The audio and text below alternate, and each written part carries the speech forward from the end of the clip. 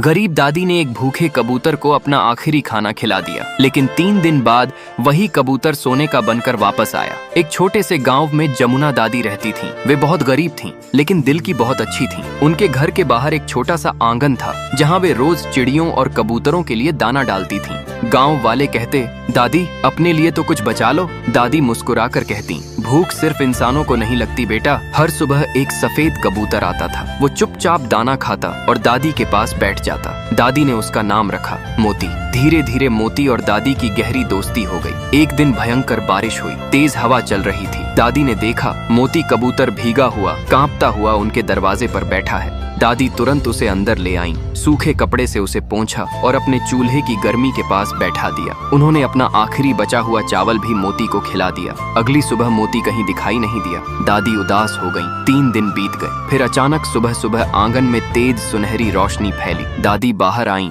और हैरान रह गईं। उनके सामने वही कबूतर खड़ा था, लेकिन अब उसके पंख सोने जैसे चमक रहे थे। मोती अब एक सोने का कबूतर बन चुका था। उसने अपनी चोंच से एक छोटा सा सुनहरा पंख दादी के पैरों में गिरा दिया। दादी ने उसे उठाया। वो असली सोना था। दादी की आंखों में आंसू आ गए। मोती जैसे कहना चाहता था, आपने भूखे समय में मेरा साथ दिया, अब मेरी बारी है। उस दिन के बाद हर सुबह मोती एक सुनहरा पंख छोड़ जाता। धीरे धीरे दादी की गरीबी खत्म हो गई। उन्होंने बड़ा घर नहीं बनाया, बल्कि गांव के गरीब लोगों की मदद शुरू कर दी। गांव वाले हैरान थे। दादी बोली, असली सोना दिल में होता है, बाकी सब तो सिर्फ चमक है। मोती कबूतर आज भी हर सुबह उनके आंगन में आता था, लेकिन अब वो सिर्फ एक पक्षी नहीं, दादी के लिए भगवान का आशीर्वाद।